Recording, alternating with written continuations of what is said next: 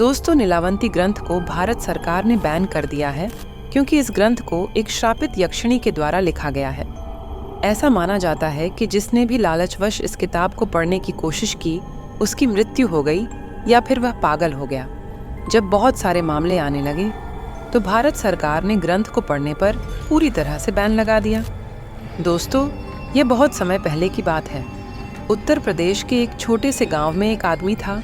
उसकी एक पत्नी और एक छोटी सी बच्ची थी। जब वह बच्ची 5 वर्ष की हुई तो उसकी माँ की मृत्यु हो गई। इस बच्ची का नाम नीलावंती था। नीलावंती की माँ की मृत्यु के पश्चात नीलावंती के पिता ने उस गांव को छोड़ दिया और नीलावंती को लेकर दूसरे गांव में चले गए। दोस्तों, नीलावंती के पिताजी को आयुर्वेद का अच्छा खासा ज्ञान था। नीलावंती भी अपने पिता से आयुर्वेद का ज्ञान लेती थी। नीलावंती के अंदर एक खासियत थी कि वह पेड़ पौधों, जानवरों, पशु पक्षियों सब की भाषा समझती थी। यही नहीं, नीलावंती के स्वप्न में शैतान भी आते थे और नीलावंती को ज़मीन के नीचे गड़े हुए धन दौलत के बारे में जानकारी देते थे।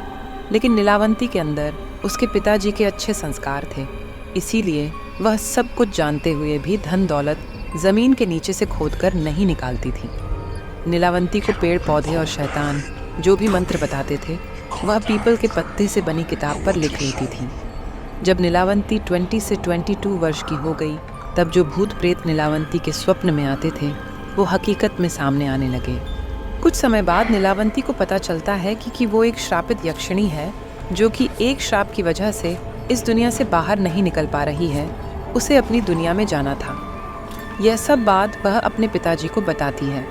तब उसके पिताजी उससे कहते हैं कि बेटी, यदि तू इस दुनिया की नहीं है और किसी श्राप के कारण तू इस दुनिया में फंसी हुई है, तो मैं तुझे नहीं रोकूंगा, अतः तू स्वेच्छा से यहाँ से जा सकती है।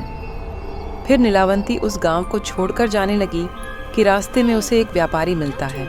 अतः नीलावंती उस व्यापारी से दूसरे गांव में जाने के लिए कहती है, क्योंकि नीलावंती को एक अच्छी आत्मा ने बताया था कि यहाँ से 35 मील की दूरी पर तुम्हें एक गाँव मिलेगा और उस गाँव में तुम्हें एक बरगद का पेड़ मिलेगा।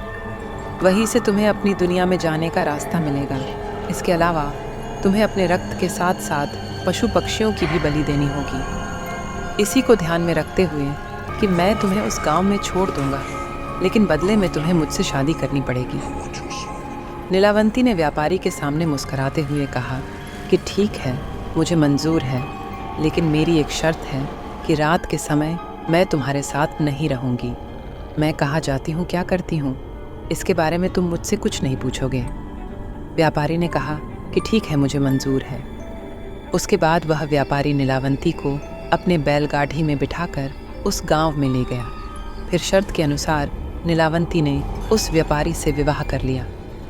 रात के समय नीलावंती प्रतिदिन बरगद के पेड़ के नीचे तंत्र मंत्र करने के लिए चली जाती थी। वहाँ पर वो अपना रक्त और पशु पक्षियों की बलि भी चढ़ाती थी।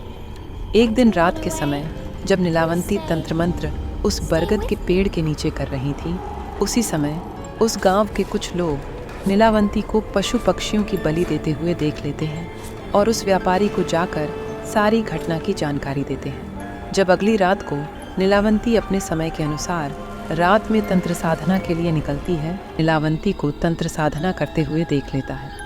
अगले दिन नीलावंती के स्वप्न में शैतान आता है और उससे बताता है कि नीलावंती, कल जब तुम तंत्र साधना के लिए बरगद के पेड़ के नीचे जाओगी, उसी समय बरगद के पेड़ के बगल से जो नदी बहती है, उस नदी में तुम्हें एक लाश बहती हुई दिखाई देगी।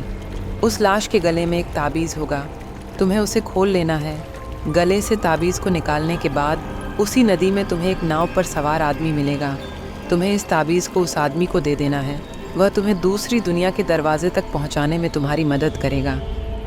उस शैतान ने नीलावंती से यह भी कहा कि तुम्हें अपनी दुनिया में वापस लौटने का सिर्फ यही एक ही चांस मिलेगा, दोबारा चांस तुम्हें नहीं मिलेगा।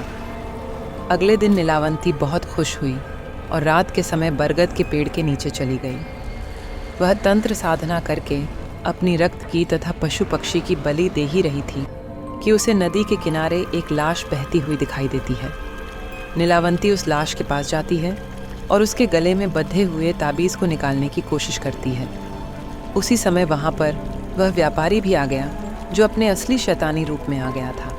वह ताबीज़ की पहली गांठ खोल पाई थी दूसरा खोलने ही वाली थी कि गांव वाले वहां आ गए और नीलावंती को नरभक्षी समझकर कहने लगे कि ये दोनों शैतान हैं, ये दोनों तो सभी गांव वालों को मार डालेंगे, अतः इन दोनों को मार डालो।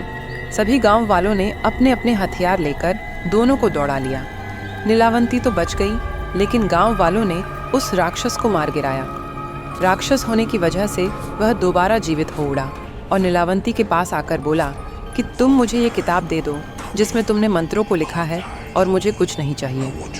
तब नीलावंती ने सोचा कि यदि यह किताब इस शैतान को मिल गया तो यह दुनिया के लिए अनर्थ साबित हो सकता है। अतः नीलावंती ने उस किताब को श्रापित करते हुए कहा कि जिसने लालच में आकर इस किताब को पूरा पढ़ लिया उसकी तुरंत मृत्यु हो जाएगी, और जिसने इस किताब को आधा पढ़कर बीच में ही छोड़ दिया वह पागल हो जाएगा। ये कहकर नीलावंती उस किताब को लेकर भाग गई। उसके बाद नीलावंती का आज तक पता नहीं चला कि वह कहाँ गई। कुछ समय पश्चात वह किताब एक साधु को मिलती है। उस साधु के मन में किसी भी तरह का कोई लालच नहीं था। चूँकि वह किताब दूसरे भाषा में लिखी गई थी, अतः उस साधु ने उसे सरलतम रूप में अनुवाद करके लिखा ताकि सबको समझ में आ जाए। हिंदी साहित्य में नीलावंती ग्रंथ का वर्णन मिलता है, लेकिन अब ये ग्रंथ कहीं भी मौजूद नहीं है। यहाँ तक कहा जाता है कि शापित होने के कारण यह ग्रंथ भारत में बैन है। हालांकि इस बात का कहीं प्रमाण नहीं मिलता है। हालांकि इंटरनेट पर नीलावंती ग्रंथ के कुछ अंश मिलते हैं, लेकिन ये असली हैं या नहीं इस बारे में कुछ नहीं कहा जा सकता है। आपको हमारी वीडियो कैसी लगी हमें कमेंट करके ज़रूर बताएं, और ऐसी और वीडियो के लिए हमारे चैनल को ज़रूर सब्सक्राइब करें। आप सभी का धन्यवाद।